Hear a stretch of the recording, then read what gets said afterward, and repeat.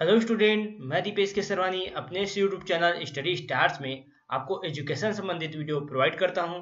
आज हम लोग देखने वाले हैं सीजीपीएससी प्री 2019 का सी सेट का सॉल्यूशन। तो उसका हम पार्ट 4 देखेंगे।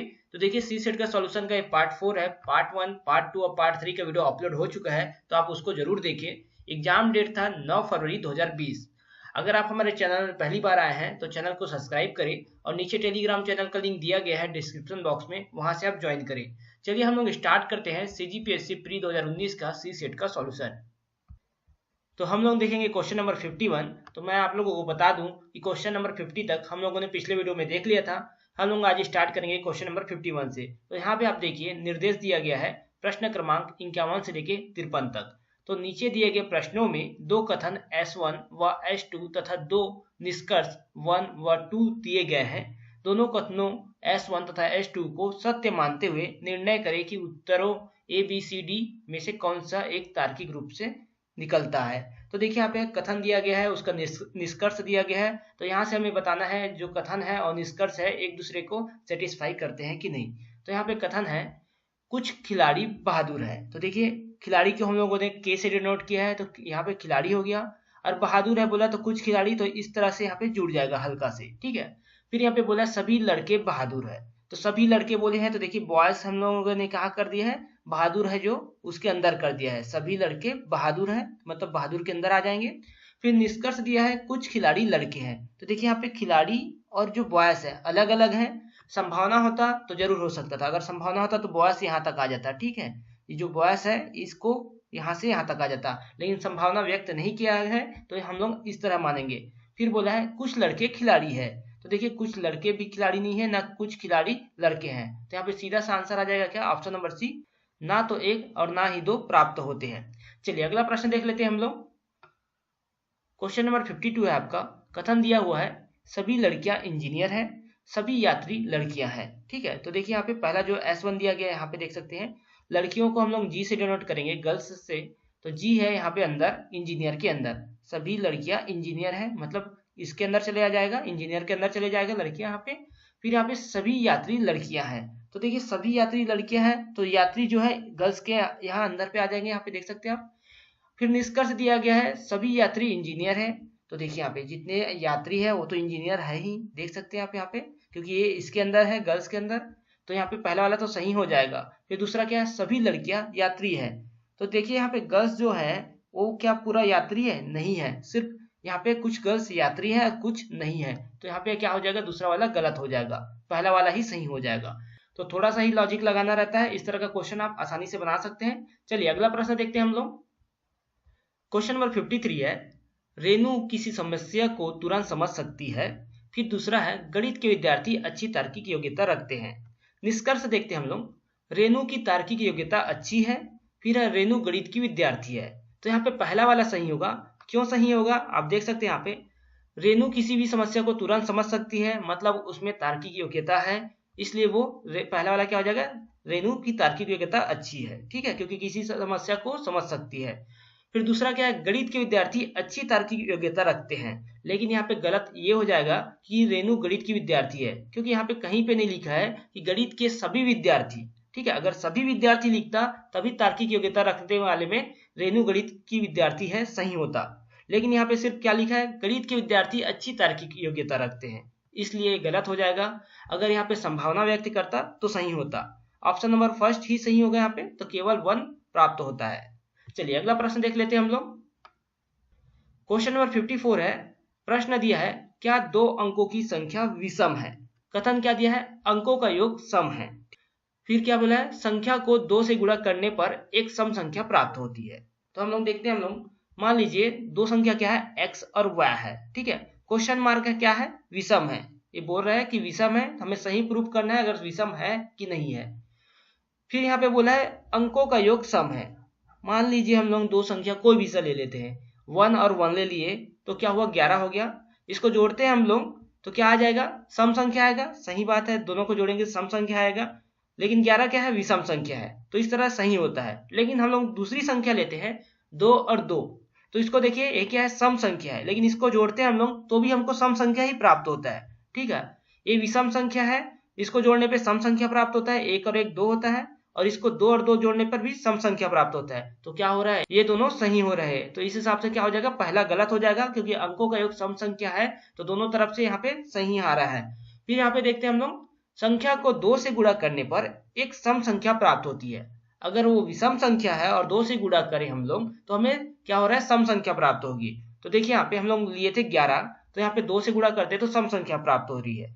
लेकिन अगर वो सम संख्या है तो उसे सम संख्या प्राप्त नहीं होना चाहिए 2 से गुणा करने पर। तो 22 है, उसे 2 से गुणा कर रहे हैं हम लोग तो 44 आ रहा है, तो भी सम संख्या प्राप्त हो रहा है। तो यहाँ पर फिर क्या हो जाएगा, कथन 2 गलत हो जाएगा, क्योंकि हमसे क्वेश्चन क्या पूछा है, क्या 2 अंकों की संख्या विषम संख्या है।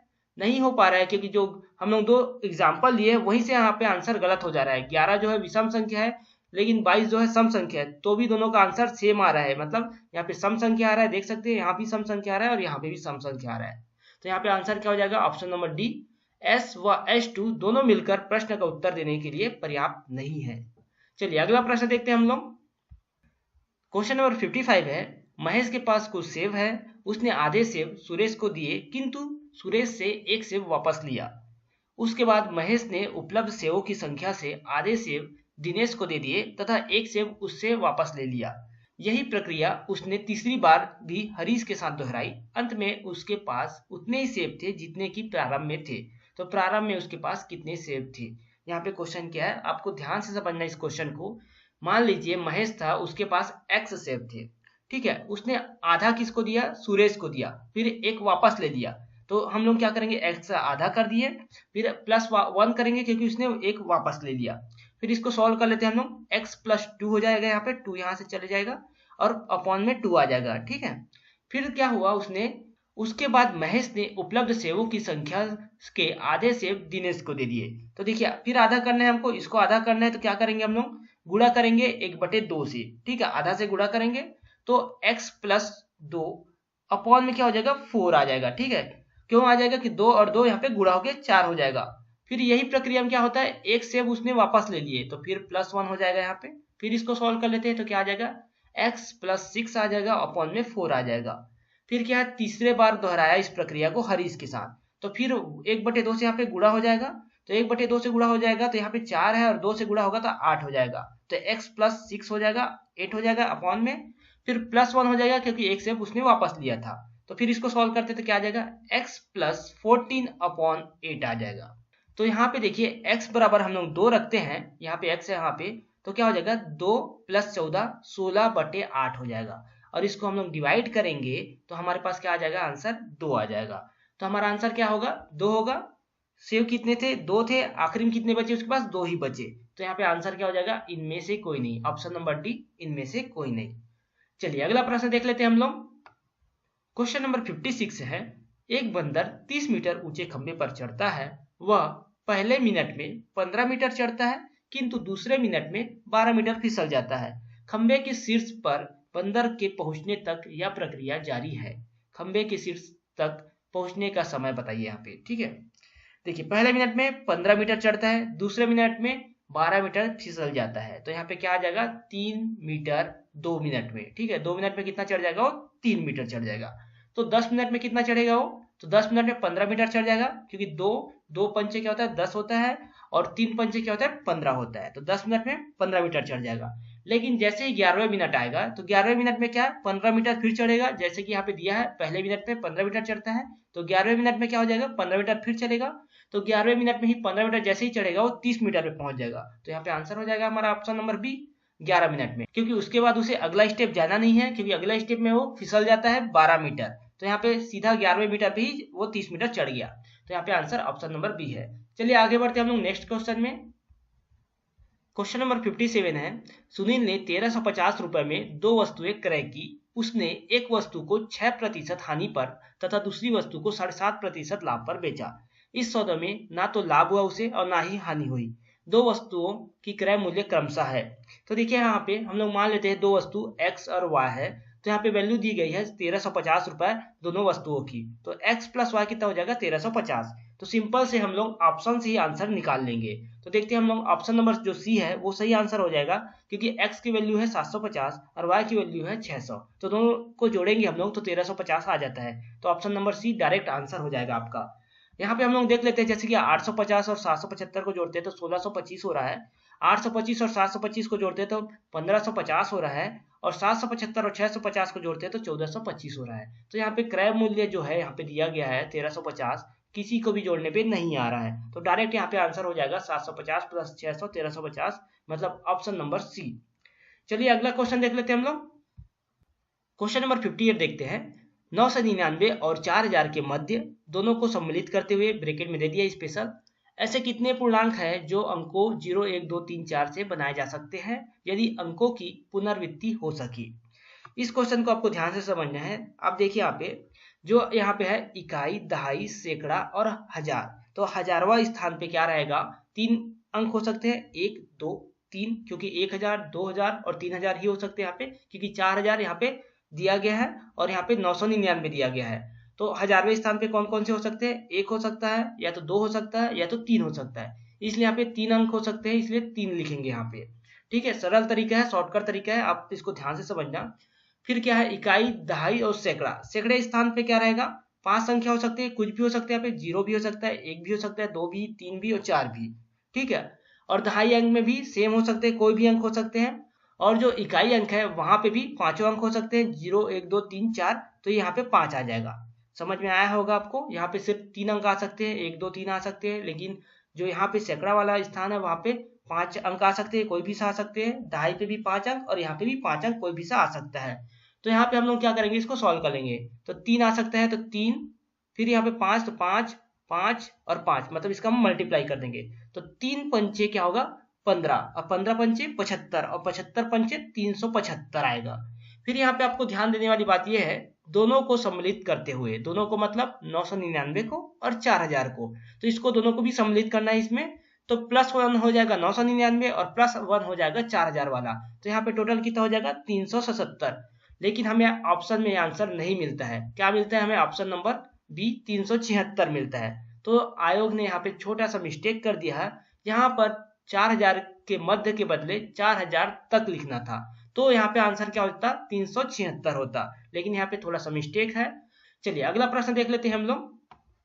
तो क्वेश्चन नंबर 59 है, यदि n बराबर 7 की पावर 95 माइनस 3 की पावर 58 है, तब n में इकाई स्थान पर अंक है। ठीक है, हमें इकाई अंक बताना है। तो यहाँ पे देखिए हम लोग कैसे सॉल्व करते हैं इसको, 7 की पावर 92 कर देते हैं, +3 कर दिए, माइनस 3 की पावर 56 +2 कर देते हैं। तो देखिए यहाँ पे 7 की पावर जो 92 है, और ये 92 जो है 4 से कट जाएगा। आपको एक रूल पता होगा, अगर 7 की पावर जो है वो 4 से डिवाइड हो तो उसका इकाई अंक क्या रहता है, हमेशा 1 रहता है, तो यहाँ पे हमेशा 1 आ जाएगा। ठीक है, सेम रूल रहता है किसके लिए, 3 के लिए। अगर 3 की पावर ऐसा रहे जो 4 से डिवाइड हो जाए, मतलब 56 क्या है 4 से डिवाइड हो जाएगा, तो वहां पे क्या आ जाता है 1 आ जाता है। फिर यहाँ पे देखते हैं 7 की पावर क्या आ जाएगा 3, तो 7 की पावर 3 मतलब 343। फिर यहाँ पे जो है बचा क्या, 3 की पावर 2, तो 3 की पावर 2 मतलब 9, तो 343 में 9 घटा देंगे हम लोग, 343 माइनस 9 तो 334 हो जाएगा। तो 34 में क्या है 4 क्या है पीछे में है, तो ऑप्शन नंबर बी हमारा सही आंसर हो जाएगा। 4 हमारा इकाई अंक है इसलिए। तो समझ में आया होगा आपको ये प्रश्न, क्योंकि बेसिक है, मैथ्स की बेसिक है, इसके बारे में मैंने पहले भी वीडियो बनाया है, तो आप इस वीडियो को जाकर देख सकते हैं प्लेलिस्ट में जाके हमारे चैनल में, कि कैसे ये 1 हो जाता है। चलिए अगला प्रश्न देखते हैं हम लोग। क्वेश्चन नंबर 60 है, निम्नलिखित में अगले दो पद क्या है। ठीक है, 6 11 15 18 20, हमें बताना है अगला दो पद क्या है। तो यहाँ पे देखिए, यहाँ पे क्या हो रहा है, 6 से 11 5 कम हो रहा है, 11 से 15 4 कम हो रहा है, फिर 15 से 18 3 कम हो रहा है, और 18 से 20 2 कम हो रहा है, तो 20 से 1 कम हो जाएगा तो 21 आ जाएगा यहाँ पे, और 21 से फिर 0 कम हो जाएगा, 1 कम होगा और 0 कम होगा, तो 21 और 21 क्या आ जाएगा यहाँ पे आंसर, ऑप्शन नंबर सी 21 21 यहाँ पे आ जाएगा। सिंपल क्वेश्चन था। चलिए अगला प्रश्न देखते हैं हम लोग। Question number 61, P Q R S व टी 5 मित्र है, टी एस से छोटा है तथा पी से लंबा है। तो जैसा क्वेश्चन बोलता है वैसे हम लोग करेंगे। देखिए यहाँ पे टी क्या है, एस से छोटा है, टी एस से छोटा है, और पी से लंबा है, तो पी से लंबा है, तो यहाँ पे आप देख सकते हैं इक्वेशन ये बन गया। फिर आर एस से लंबा है, तो आर क्या है, एस से लंबा है, तो आर सामने आ जाएगा एस के, तथा क्यू एस से छोटा है, तो क्यू जो है क्या एस से छोटा है यहाँ पे, वह टी से थोड़ा लंबा है, तो यहाँ पे देखिए टी से थोड़ा लंबा है, तो क्यू क्या है बीच में आ जाएगा यहाँ पे। ठीक है, फिर यहाँ पे बोला है सबसे छोटा और सबसे लंबा क्रमशः है, तो कौन है सबसे लंबा? आर है और सबसे छोटा पी है, तो पी और आर यहाँ पे आंसर हो जाएगा ऑप्शन नंबर ए। सिंपल सा क्वेश्चन ये भी था। चलिए अगला प्रश्न देखते हैं हम लोग। तो क्वेश्चन नंबर 62 है आपका, निम्नलिखित श्रेणी के अगले दो पद को ज्ञात कीजिए। देखिए यहाँ पे अगला दो पद ज्ञात करना है हमको। यहाँ पे दिया गया है ADB EHF ILJ, तो ADB का कोड निकाल लेंगे हम लोग। जैसे कि A का कोड होता है 1, D का कोड होता है 4 और B का कोड होता है 2। तो सिंपल सा कोड ले लेते हैं हम लोग। तो इस तरह हम लोग कोड में जैसे ले लेते हैं, तो हमें क्या निकालना है? देखिए यहाँ पे 142 आया, यहाँ पे 586 आया और 9 12 10 आया। तो यहाँ पे देखिए 1 से 5 4 बढ़ रहा है, फिर 4 बढ़ के 9 हो रहा है, 4 से 8 4 बढ़ रहा है, फिर 4 बढ़ के 12 हो रहा है, 2 से 6 4 बढ़ रहा है यहाँ पे, फिर 6 से 10, फिर यहाँ पे 4 बढ़ रहा है। तो इसी प्रकार क्या हो जाएगा? 9 से 4 बढ़ के 13 हो जाएगा, 12 से 4 बढ़ के 16 हो जाएगा, 10 से 4 बढ़ के 14 हो जाएगा। तो MPN आ जाएगा यहाँ पे। तो ऑप्शन नंबर बी हमारा सही आंसर हो जाएगा MPN। QTR देखिए यहाँ पे QTR क्या है? 4 बढ़ रहा है तो 17, 4 बढ़ रहा है यहाँ पे 20 और 4 बढ़ रहा है तो 18, तो QTR भी यहाँ पे आ जाएगा। तो ऑप्शन नंबर बी हमारा सही आंसर हो गया। चलिए अगला प्रश्न देख लेते हैं हम लोग। क्वेश्चन नंबर 63 है आपका, 4 मित्र F1 F2 F3 और F4 एक कैरम बोर्ड पर खेल रहे हैं। F4 का चेहरा उत्तर की ओर है। देखिए यहाँ पे F4 है, उसका चेहरा क्या है? उत्तर की ओर है, इस दिशा में ऊपर की तरफ।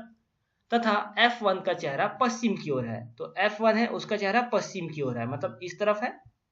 फिर क्या बोला है यहाँ पे?